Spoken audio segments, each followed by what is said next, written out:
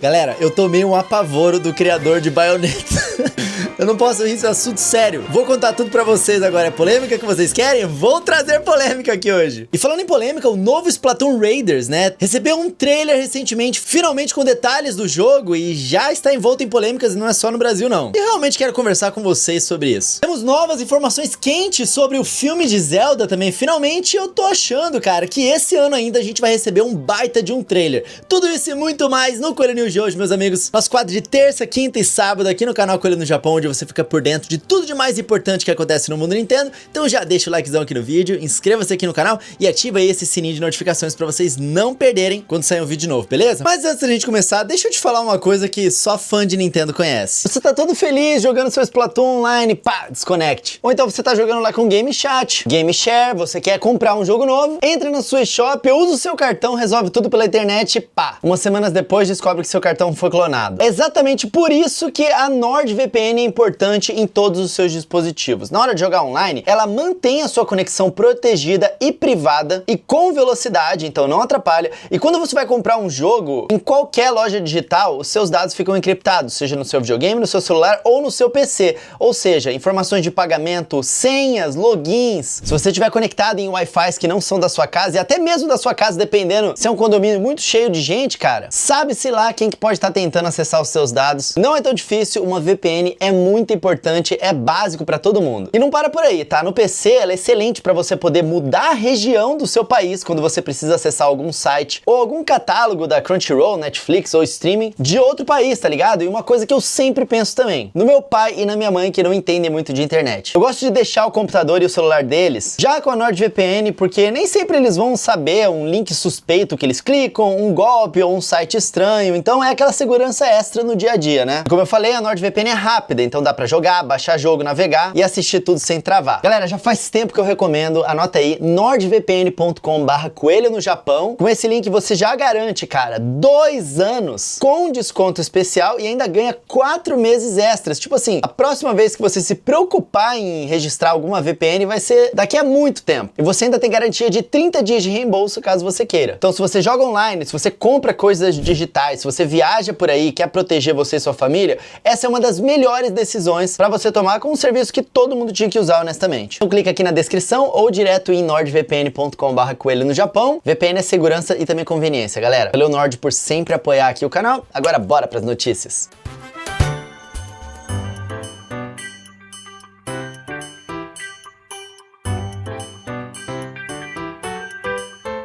Meus amigos, eu tomei um apavoro do criador de Bayonetta. Ele pessoalmente me corrigiu em uma postagem no Twitter falando que eu não disse isso, não escreva besteira. A mensagem tá lá no Twitter agora, escrita em japonês, e até agora o post está com quase 1,5 milhão de visualizações ao redor do mundo inteiro, cara. Meu WhatsApp ficou totalmente insano nesse momento. Eu juro, galera, era tipo 3 horas da manhã, eu tava aqui jogando felizinho o meu Vampire Crawlers, né, que é o novo jogo dos criadores de Vampire Survivors.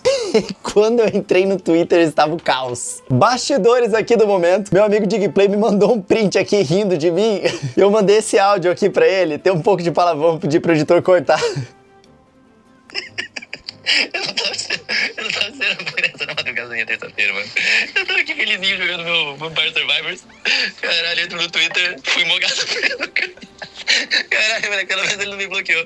Eu consigo ver a resposta, cara. É muito bom, mano, pelo amor de Deus. Pra quem não tá ligado, o criador de Bayonetta tem um monte de polêmica em volta dele, principalmente porque ele é conhecido por bloquear as pessoas em massa. Além disso, ele faz insultos frequentes a seguidores dele no Twitter, chamando os seguidores de insetos ou sem cérebro. Ele proíbe todo mundo que não manda mensagem pra ele em japonês e bloqueia essas pessoas. E aí teve um caso recentemente bem engraçado com fãs brasileiros, porque... ah, mano, muito bom isso. Um fã mandou uma mensagem, era elogiando, tipo, chamando ele de careca. Pô, o careca é brabo mesmo, uma parada assim. Aí ele bloqueou e discutiu com um monte de fãs brasileiros que chamaram ele de careca num tom de brincadeira, ou de carinho mesmo, porque ele não queria saber se era tom de careca ou de carinho. Ele ficou bravo que os fãs estavam chamando ele de careca. Ele não entende que, tipo, a gíria no Brasil é tipo falar, ah, meu brother, meu mano. Enfim, o cara é uma figura interessante aí na internet. Mas por que eu tô rindo disso, né? E não, caramba, foi um erro, o cara leva a sério. Obviamente que eu levo a sério, mas eu vou explicar agora pra vocês, tintim por tintim, o que aconteceu. Basicamente, vocês conhecem um site, coelhonews.com, A gente fez essa matéria aqui falando, Hideki Kamiya admite que final de Bayonetta foi um erro. Agora a matéria tá atualizada, né? A gente colocou ali um erro de cálculo pra especificar. Isso tudo por causa de uma passagem em um livro, onde ele fala a seguinte frase sobre Bayonetta 3. Em Bayonetta 3, alguns jogadores imaginaram a situação de forma muito negativa. Ele fala sobre o final do jogo. E simplesmente aceitaram que Bayonetta está morta. Foi um grande erro da minha parte e percebi a dificuldade em pensar no quanto os jogadores deveriam ter de margem de interpretação. Basicamente, ele queria que os jogadores tivessem entendido uma coisa, só que os jogadores entenderam outra, né, no final do jogo. A fonte dessa informação foi a Eurogamer, né, que foi onde a gente viu originalmente essa matéria para poder reportar. Na matéria da Eurogamer, eles falaram que o final de Bayonetta foi um grande erro. Na nossa matéria, a gente escreveu que o criador de Bayonetta admite que o final do terceiro jogo foi um erro, porque o termo que ele utilizou aqui para inglês foi a big miscalculation on my part. Então o que basicamente aconteceu foi isso aqui. Se você coloca a tradução de miscalculation, é um erro de cálculo. No fim das contas, o que ele tá dizendo é que o final de Bayonetta foi um erro de cálculo dele, porque ele esperava uma coisa dos fãs, mas os fãs entenderam outra coisa, então ele acha que ele tinha que ter sido mais claro ali no final. Então, tecnicamente, não tá errado esse termo, mas acontece muito isso quando uma pessoa fala algo em japonês, aí esse termo é traduzido para inglês e não tem uma tradução do inglês para português que não envolva a palavra erro. Então, quando a gente reportou essa matéria, o Hideki Kamiya mandou a seguinte mensagem: eu não disse que foi um erro, não escreva coisas sem sentido, ou não fale besteira, né, como algumas vezes foi traduzido. Tanto que nas notas de comunidade que vieram no Twitter, eles evitaram usar esse termo erro, e eles colocaram um termo em inglês misturado com português, justamente para não traduzir, porque na nossa tradução não tem como não usar essa palavra erro quando você traduz miscalculation. E aí inventaram essa palavra aqui, olha só. Hideki Kamiya negou ter dito que o final de Bayonetta 3 foi um erro. Ele admitiu uma grande miscalculação ao deixar o final aberto a interpretações. Então, tipo assim, até nas notas de comunidade, para poder não cometer o erro de usar a palavra que ele não gostou, que foi erro, nessa tradução, eles colocaram miscalculação, que é uma palavra que, se existe, ninguém nem usa. Mas eu entendo, porque o cara não gostou desse termo, e a gente tem que respeitar o que o autor fala. No fim das contas, é a intenção dele na fala, né? Aí eu escrevi essa mensagem aqui no Twitter: pô, fui mogado pelo Kamiya, chat. Eu escrevi aqui em japonês: Kamiya-san, peço desculpa por ter cometido o erro de tradução. Acabei seguindo o mesmo erro da Eurogamer no trecho original. Eu acho que o significado se perdeu no processo de tradução do japonês para inglês, e eu também repeti o mesmo equívoco. Espero não acontecer isso de novo, né? E os emojizinhos ali de tipo... Só que é complicado, né? Na matéria tá tudo explicado direitinho, qual que foi o erro do final de Bayonetta, né, que ele se referia. Porque ele fala de fato, né, que no final foi um grande erro da parte dele em português, em inglês uma grande miscalculação, em português um erro de cálculo, né, que foi o mais próximo que a gente conseguiu chegar da intenção original dele aqui na novo título da matéria que a gente escreveu aqui. Eu não sei como que ele viu esse post aqui, cara, mas de certa forma é até interessante isso ter acontecido por dois motivos. Primeiro, porque dá a oportunidade da gente corrigir o título, né? A informação em si, ela não tava nem um pouco errada. Ele só não gostou do jeito que eu coloquei o título. Segundo, porque é um caos engraçado ele pessoalmente cotar a minha página lá no Twitter, @RodrigoCoelhoC. Eu acho que isso, de certa forma, até me deixa feliz dele se importar o suficiente de achar que é importante a precisão de informação vindo de mim, tá ligado? E eu me importo muito com isso também, obviamente que não foi de propósito, né? A gente até colocou lá na matéria do @CoelhoNewsFeed. Após a resposta, o Rodrigo Coelho se retratou publicamente explicando que a fonte teria utilizado uma tradução em cadeia, japonês, inglês e português, o que acabou distorcendo a fala original.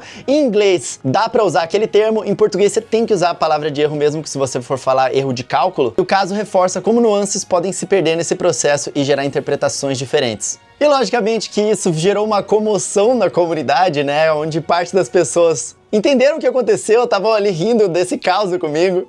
Outras ficando bravas, né, com o Hideki Kamiya porque já não gostam dele, acham que ele é xenofóbico por causa das falas polêmicas dele, e outras pessoas que não gostam de mim se emocionando. Ah, eu sabia que esse coelho, não sei o que. A internet vocês conhecem como é, né? Mas no fim das contas foi o assunto do dia, a gente teve a oportunidade de falar sobre Bayonetta, né? E os fãs de Bayonetta estão um pouco desesperançosos, deixa eu traduzir esse comentário aqui pra vocês, do que aconteceu, né? O Kamiya descreveu o seu erro, aí ele teve o seu erro reportado pelos sites, aí ele reclamou que o erro dele nunca foi chamado de erro, porque porque no fim das contas é isso, né? Ele falou, foi um miscalculation, um erro da minha parte, eu deveria ter feito de outra forma para as pessoas entenderem melhor, mas não é isso que realmente importa. O cara falou aqui, ó, isso resolve, infelizmente Bayonetta tá morta. O Hideki Kamiya saiu da Platinum Games, né, que faz a franquia Bayonetta. Talvez ela não esteja morta canonicamente, mas como franquia. Acho que essa comoção toda é porque os fãs realmente se importam, mas é uma franquia que tá muito atrelada ao Hideki Kamiya e a gente quer ver um futuro pra Bayonetta, né? Ele meio que deu uma esperança pros fãs, reafirmando que ela não morre no final, mas ao mesmo tempo, sabe-se lá se a gente vai ter um novo jogo de Bayonetta, né? Mas essa aí é a fofoca completa, galera. Eu quero saber o que vocês acham disso tudo. Agradeço aí a galera que veio me defender aí nos comentários, que obviamente tinha muita gente se aproveitando pra falar altas besteiras. Para as outras pessoas também que se preocuparam comigo, falaram, pô, Coelho, não se preocupa não, esse cara só fala abobrinha no Twitter. E de fato, ele é um personagem interessante no Twitter, como eu falei.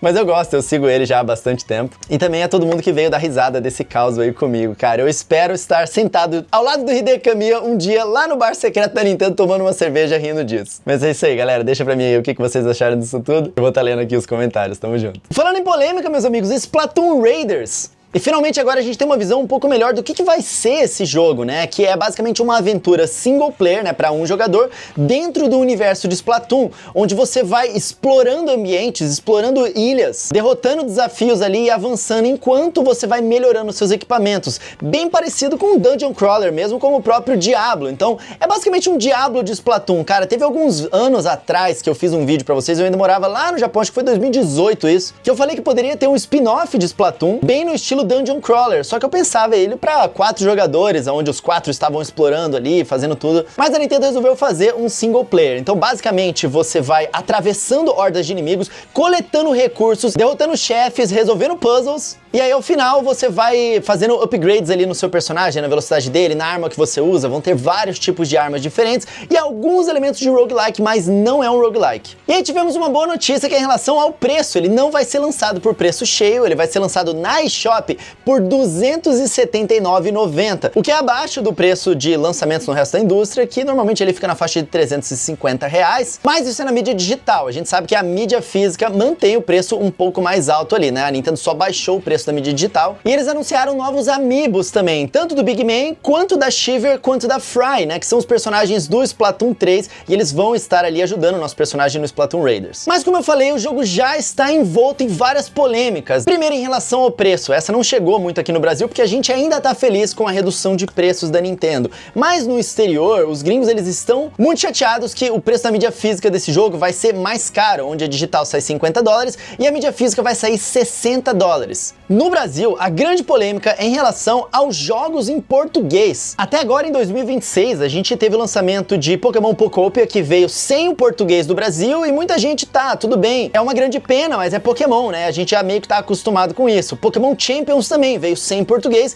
pô, uma grande pena, mas é Pokémon. Aí tivemos o lançamento do Tomodachi Life, né? O que é uma grande pena ele não tá em português também, mas muita gente já tava esperando isso, porque já tinha sido anunciado há bastante tempo. Era um jogo de uma leva, né, da Nintendo, onde não tinham começado a fazer as traduções ainda, o que é o mesmo caso do outro jogo anunciado pela Nintendo para 2026, que é o Rhythm and Heaven Groove, né? É um jogo mais antigo e tal, também não precisa tanto assim de português nesse jogo, então não tem tanto problema. Mas Splatoon, galera, é uma nova franquia da Nintendo, é um novo jogo chegando agora, numa era onde basicamente todos os jogos da Nintendo estão saindo em português do Brasil. É um jogo de um escopo menor, mas ele não está em português. Ele vai lançar agora no dia 23 de julho, então é mais um jogo em 2026 que não vem em português do Brasil. O que tá acontecendo com a Nintendo, cara? A gente ia indo tão bem e agora essas coisas começam a acontecer. Eu achei o trailer do jogo bem divertido, a gameplay parece muito legal, mas eu sou muito fã das aventuras single player de Splatoon, né? Então eu acho que vai ser mais disso. Para outras pessoas não convenceu muito, não pareceu muito diferente do que a gente já tá acostumado. Talvez já tenha jogado tanto que vai precisar de mais trailers para poder convencer, né? Se a história vai ser legal, se a gente vai ter alguma motivação realmente para poder fazer essa atividade novamente, né? E o que tá pegando para vários outros jogadores é que a gente olha para esse jogo, pelo menos através do trailer, trailer e a gente não identifica o Nintendo Switch 2 aqui. Se você olha pra esse trailer e ele fala, o jogo vai sair pra Nintendo Switch 1, todo mundo ia acreditar, porque os Splatoons que estão disponíveis no Nintendo Switch, cara, são absolutamente lindos, e todos rodando a 60 frames por segundo, inclusive. Por que que esse jogo não vai sair pra Nintendo Switch 1? Parece mais um dos casos onde o jogo era pra ser pra Nintendo Switch 1, e aí ele foi passado ali pro projeto do Nintendo Switch 2, e a Nintendo não tá tendo esse cuidado de lançar também pra Nintendo Switch 1. Será que vai ter, né, uma grande motivação dentro do jogo pra, realmente esse aqui, o que eles estão querendo fazer aqui não dá, né, no Switch 1. O mundo é grande demais, não sei. Eu sei que na era do Nintendo Switch 1 a gente se acostumou com as empresas fazendo uma série de sacrifícios pra conseguir lançar os seus jogos naquele console, e a gente não vê a Nintendo fazendo isso aqui com os seus próprios jogos, cara, é de se chatear um pouco. Ainda mais num jogo que tem toda a cara de que daria pra rodar no Nintendo Switch, né? Será que é porque ele tem que necessariamente ser a 60 frames por segundo, acontece muita loucura? A gente vai descobrir depois do lançamento. Mas isso não impede dessa polêmica que tá acontecendo agora ainda. Eu vou querer jogar Splatoon Raiders, tô torcendo pra ele não ser um jogo muito curto, e tô torcendo pra ele ter, de fato, uma história muito legal, porque estiloso ele é, cara. Os personagens estão bem legais, eu gostei das novas customizações ali. Olha que maneira essa cena, cara, parece o fast travel do jogo, né? Você volta, faz os upgrades e a parada te lança pra outro lugar bem longe. Parece maneiro. Vamos ver se vai ser realmente um jogo com substância, né? Lança agora em julho. Quero saber se vocês estão interessados neles, deixa pra mim aqui nos comentários. O novo filme de Zelda não vai ser baseado no que as pessoas estão esperando. Recentemente tivemos a confirmação de que a nova produção cinematográfica da Nintendo teve as suas filmagens completadas. O filme, que está agendado para maio de 2027, entra agora em fase de pós-produção. Então eles vão ter um ano para deixar o filme redondinho, e nisso o diretor postou algumas imagens no seu perfil pessoal do Instagram e logo deletou, o que trouxe pra gente uma série de informações sobre o filme, e por causa disso depois ele foi questionado pela imprensa e trouxe mais algumas informações oficiais. Então vou começar com essas oficiais. A primeira delas é que o filme live action de Zelda vai utilizar os mesmos locais onde foram filmados a trilogia do Senhor dos Anéis na Nova Zelândia. Porém, o diretor confirmou que, apesar da expectativa dos fãs dessa pegada épica de Senhor dos Anéis, a maior inspiração dele para a estética de Hyrule não vai ser os filmes de fantasia tradicionais como o Senhor dos Anéis. Ele tá mirando mais no encanto e melancolia dos filmes do estúdio Ghibli. Isso me lembra dessa animação feita por um fã aqui que mostrava mais ou menos como que seria Zelda se fosse feito pelo estúdio Ghibli. E cara, é realmente fantástico, né? A gente consegue ver aqui bem esse encanto e melancolia pelo qual ele parece estar se referindo. E essa cena aqui, ela é muito boa pra poder exemplificar isso, né? Porque quem jogou Ocarina of Time sabe que quando você chega ali no mercado, é uma música, é um encanto, são muitas coisas legais acontecendo, e depois que passa o tempo, você realmente vê a melancolia e o peso daquele local totalmente destruído. Então essa é a vibe que ele tá indo pro filme. Ele falou que o objetivo dele é ter uma Hyrule mais orgânica, mais vibrante e mais viva, com o máximo possível de locais reais e efeitos práticos. Ele quer usar a menor quantidade possível de captura de movimento e inserções 3D. E isso caiu muito bem por causa da discussão atual que tá rolando, né, no novo filme Devoradores de Estrelas, que não utilizou tela verde pra praticamente nada, inclusive pra essa cena altamente impressionante aqui dele no espaço, onde eles de fato filmaram os fótons de luz ali, num momento especial com a câmera pra poder criar aqueles efeitos, e ficou incrível, cara. E é uma trend que tá retornando aos cinemas e que tem sido muito bem recebida pelos fãs também. Então é legal a gente ouvir que ele quer utilizar a menor quantidade possível, né, desses efeitos,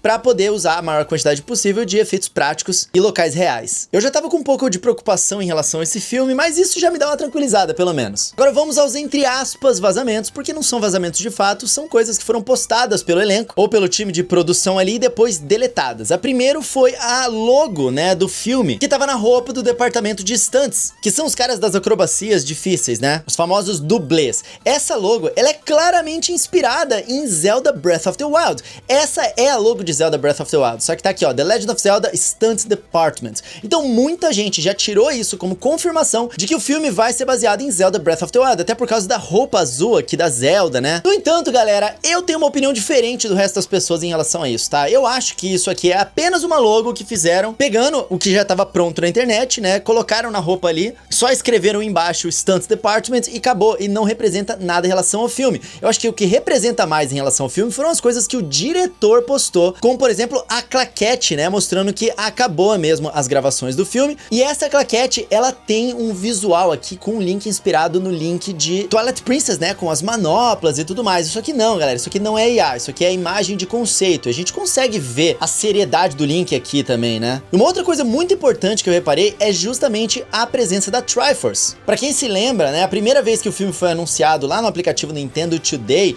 a Nintendo postou um pequeno trailerzinho só com a logo de The Legend of Zelda e a Triforce pra poder anunciar o filme. Quem se lembra bem, Zelda Breath of the Wild e Tears of the Kingdom basicamente não tem menções sobre a Triforce. Então a minha expectativa é que seja assim uma grande mistureba de tudo, né? Tem a coisa de Breath of the Wild, Tears of the Kingdom, que foram os jogos que elevaram mesmo o patamar da franquia Zelda para o mainstream, onde pessoas que não conheciam a franquia ou não tinham jogado tiveram a experiência de jogar. Mas que vai ter muitos elementos de Ocarina of Time e de Twilight Princess, que são jogos que combinam mais com live action, né? Afinal de contas, o próprio estilo artístico desses jogos já é um pouco mais sóbrio. Então eu não acho que ele vai ser majoritariamente baseado, eu acho que ele vai ser uma grande mistura, mas majoritariamente baseado em Ocarina of Time e em Twilight Princess. E tem mais coisas que mostram isso. Olha que interessante, o nosso querido Will aqui, o último Shakeout, o canal dele é todo dedicado a Zelda, eu adoro esse cara. Ele falou que essa foto ela foi postada no perfil de uma das atrizes que parece, né, que vai ser uma Kokiri, né? Ela postou um desenhozinho ali feito, aparentemente por ela, né, para as pessoas que ajudaram ela na produção. Ela ainda colocou aqui, ó, com amor, Faith. E nesse desenhozinho, né, aparentemente tem ela, a gente não sabe porque não foi confirmado ainda, mas a atriz que faz a Zelda segue ela lá no Instagram e ela deletou depois dessa postagem, né? Tem ela com uma fadinha aqui na mão, tem a Zelda ali com o arco dela e tem o Link bem com a túnica de Kokiri e segurando uma gema. A gente sabe que essa gema aqui, ela é muito parecida com aquela gema que nós pegamos na floresta de Kokiri lá no início de Zelda Ocarina of Time. E se não parasse por aí, na foto da produção que o próprio diretor postou, tem algumas inscrições no chão que lembram bastante também o símbolo que representa a deusa Farore, que é uma das deusas da criação do universo de Zelda, que posteriormente deixaram a sua marca, né, em Hyrule, que é a Triforce. E isso é algo que tem em vários jogos da franquia, né, mas principalmente tem ali em Ocarina of Time. Então é isso, galera, essas são as informações quentes que a gente tem até agora, né, sobre o novo filme de Zelda. Eu acho que como a franquia completa 40 anos esse ano, e já tá marcada para ano que vem, e eles já iniciaram a pós-produção do filme, eu acho que esse ano ainda a gente vai ver um trailer bonitaço, de repente mais pro final do ano ali, pra gente já ficar no hype pra ano que vem. Eu quero saber o que vocês acham disso. Isso me deu uma boa empolgada aí pro filme de Zelda. Ainda tenho minhas ressalvas e um pouco de preocupação, mas tô bastante empolgado, quero saber o que vocês acham disso, deixa pra mim aqui nos comentários.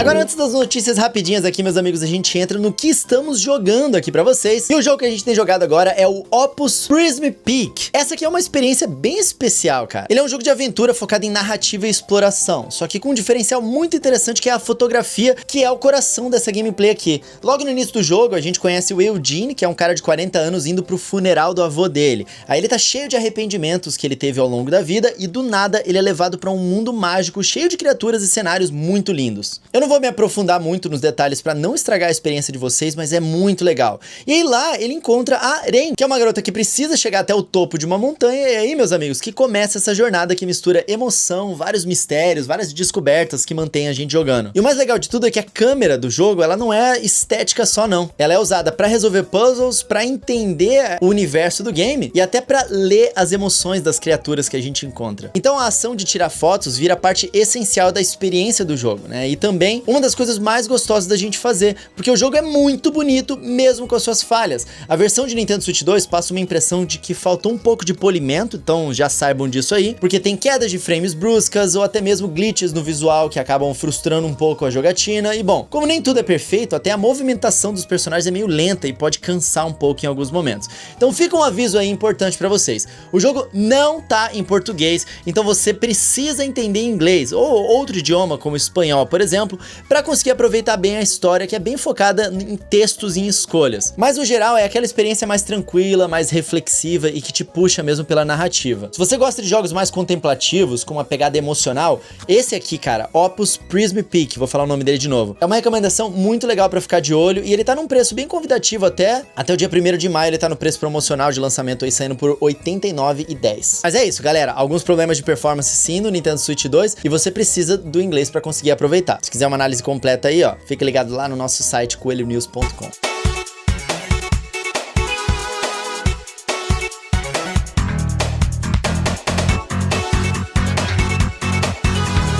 Pra gente fechar o Coelho News de hoje, meus amigos, com as notícias rapidinhas aqui, temos Yoshi and the Mysterious Book. Ele ganhou prévias da mídia internacional junto com um trailer, e o Universo Nintendo fez esse compiladinho aqui pra gente. Basicamente, todas as prévias, elas concordam que o jogo basicamente abandona o jeito de plataforma tradicional que o Yoshi costuma ser, que é de você correr do ponto A e chegar até o ponto B. Não é assim. Ele é realmente muito mais uma aventura de observação, experimentação e descoberta, com vários puzzles ali dentro das fases, e a interação com o ambiente é o foco principal aqui desse jogo. Eles explicam que cada fase é como um pequeno habitat. O Yoshi observa as criaturas, ele testa comportamentos com essas criaturas, o que é muito legal, a maior parte das pessoas gostou bastante disso, e revisita áreas para descobrir novas possibilidades depois que ele tem novos poderes ali. E o jogo incentiva isso, de você revisitar as áreas, porque criaturas antigas reaparecem e criam interações diferentes e novas ali nas fases. Aliás, o grande destaque é esse, né? As criaturas. O Yoshi carregar essas criaturas e o objeto nas costas é essencial para esse jogo. Não vai só ficar carregando o ovo e jogar o ovo, não. Essas criaturas, elas alteram o comportamento dos bichos, abrem caminhos novos, sopram bolhas, cavam, roubam itens. E o legal é que a gente pode dar nome para as criaturas, então a galera tá curtindo isso, falando que adicionou um charmezinho legal. Falaram também que o jogo ele é claramente feito, pensado num público infantil, né? Afinal, todo jogo do Yoshi é assim, então se você já gostou de um jogo de Yoshi na vida, é a mesma vibe. Ele tem uma estrutura de gameplay muito tolerante a erros, o Yoshi quase não toma dano de verdade, mas ao mesmo tempo ele tem uma profundidade bem surpreendente na gameplay, com os jornalistas falando que ficaram travados tentando descobrir soluções de segredos. Então, um bom equilíbrio aí entre fácil para as crianças conseguirem jogar, mas desafiador para os fãs que querem, né, conseguir as coisas mais profundas. Sobre o visual do jogo, todo mundo elogiou pra caramba, falando que o estilo de livro infantil tá muito bonito, lápis de cor, bordas da página que ainda não estão pintadas, tudo isso muito encantador e muito charmoso. A impressão geral de todo mundo foi muito positiva aqui sobre o jogo. Lembrando, galera, que ele entrou em pré-venda hoje, já está lá nos grupos do Nintendo Barato para você garantir a pré-venda da sua mídia física. Entra lá nos grupos, os links estão aqui na descrição. Estamos sorteando o Nintendo Switch 2 lá também.